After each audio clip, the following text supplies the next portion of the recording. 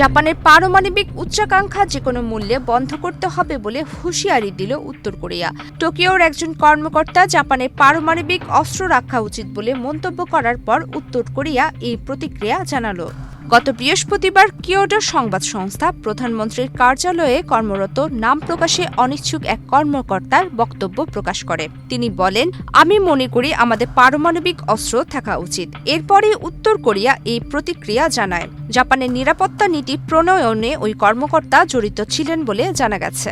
পারমাণবিক অস্ত্র রাখার প্রয়োজনীয়তা ব্যাখ্যা করতে গিয়ে ওই জাপানি কর্মকর্তা আরও বলেন, শেষ পর্যন্ত আমাদের নিজেদের উপরেই নির্ভর করতে হবে। করোনা বা যে কোনো ভাইরাসের এগেইনস্টে ফাইট মানি ব্যাকট্রলের লেফট রাইট। জাপানি কর্মকর্তার এই মন্তব্যের প্রতিক্রিয়ায় উত্তর কোরিয়া বলেছে, টোকিও এখন রেড লাইন বা সীমা অতিক্রম করে প্রকাশ্যে পারমাণবিক অস্ত্র অর্জনের উচ্চাকাঙ্ক্ষা প্রকাশ করেছে।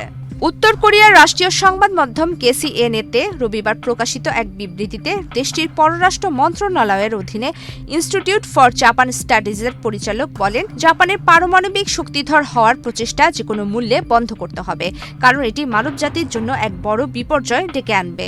নাম প্রকাশ না করা উত্তর কোরিয়ার ওই কর্মকর্তা আরও বলেন, এটি কোনো ভুলবশত দেওয়া বক্তব্য বা অবিবেচকের মতো করা দাবি নয়, বরং এটি জাপানের দীর্ঘদিনের লালিত পারমাণবিক অস্ত্র আয়নের আকাঙ্ক্ষাকে স্পষ্টভাবে ফুটিয়ে তোলে।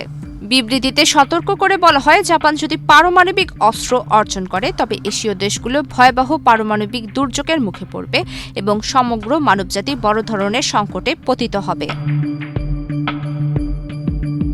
জাপানের সমালোচনা করলেও নিজেদের পারমাণবিক কর্মসূচি নিয়ে ওই বিবৃতিতে কিছু বলা হয়নি। জাতিসংঘ নিরাপত্তা পরিষদের প্রস্তাব লঙ্ঘন করে 2006 সালে উত্তর কোরিয়া প্রথম পারমাণবিক পরীক্ষা চালায়। বর্তমানে দেশটির হাতে কয়েক ডজন পারমাণবিক অস্ত্র রয়েছে বলে ধারণা করা হয়। যুক্তরাষ্ট্র ও তার মিত্রদের সামরিক হুমকি মোকাবেলায় এই অস্ত্র প্রয়োজন বলে মনে করে উত্তর কোরিয়া। গত সেপ্টেম্বরে জাতিসংঘে এক ভাষণে উত্তর কোরিয়ার উপপররাষ্ট্রমন্ত্রী কিম সন গিয়ং বলেছেন, তার দেশ কখনোই তার পারমাণবিক অস্ত্র ত্যাগ করবে না। উত্তর কোরিয়ার শীর্ষ নেতা কিম জন উন অবশ্য ওয়াশিংটনের সঙ্গে আলোচনার বিষয়ে ইতিবাচক মনোভাব দেখিয়েছেন, তবে তার শর্ত হল উত্তর কোরিয়াকে তাদের হাতে থাকা পারমাণবিক অস্ত্র ভান্ডার রাখতে দিতে হবে। প্রমিতি কেবরিয়া ইসলাম, বাংলাদেশ প্রতিদিন।